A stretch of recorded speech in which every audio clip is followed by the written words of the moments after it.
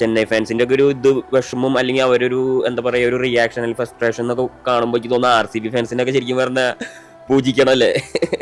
അതിപ്പോ അങ്ങനെ പറയാൻ പറ്റില്ല. കാരണം ഫോർ എക്സാമ്പിൾ പറയുകയാണെങ്കിൽ ഇപ്പൊ നമ്മള് ക്ലാസ്സിൽ ടോപ്പർ ആയിട്ടുള്ള ഒരു കുട്ടിയും ക്ലാസ്സിൽ ഏറ്റവും പഠിക്കാത്തൊരു കുട്ടിയുണ്ട് എക്സാമ്പിൾ ആയിട്ട് എടുക്കുക.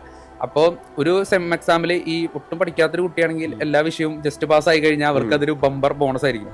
പക്ഷെ നന്നായി പഠിക്കുന്ന ഒരാളെ സംബന്ധിച്ച് ജസ്റ്റ് പാസ് ആയി കഴിഞ്ഞാൽ അത് അവർക്കൊരു പക്ഷെ ആ ഉപമ ഞാൻ ഇവിടെ എനിക്കത് കറക്റ്റായി തോന്നുന്നില്ല. ടീം എല്ലാം തുല്യവരാണല്ലോ IPL. അതിനൊരു കാരണമുണ്ട്, വ്യക്തമായ കാരണം. കാരണം ചെന്നൈ സൂപ്പർ കിങ്സ് എന്ന് പറഞ്ഞ ടീമിനെ സംബന്ധിച്ചിടത്തോളം അവര് 2008 IPL തുടങ്ങി. അതിനുശേഷം 10-12 സീസൺ പ്ലേ ഓഫ് കാണാതെ പുറത്തായിട്ടില്ല.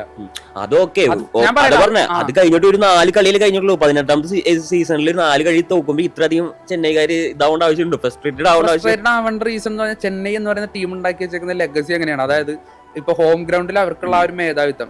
ഫോർ എക്സാമ്പിൾ നോക്കി കഴിഞ്ഞാൽ RCB 18 വർഷമായിട്ട് അല്ലെങ്കിൽ 17 വർഷമായിട്ട് ജയ്പോക്കിൽ ജയിച്ചിട്ടില്ല എന്ന് പറയുമ്പോൾ ഒന്ന് ആലോചിച്ച് നോക്കി.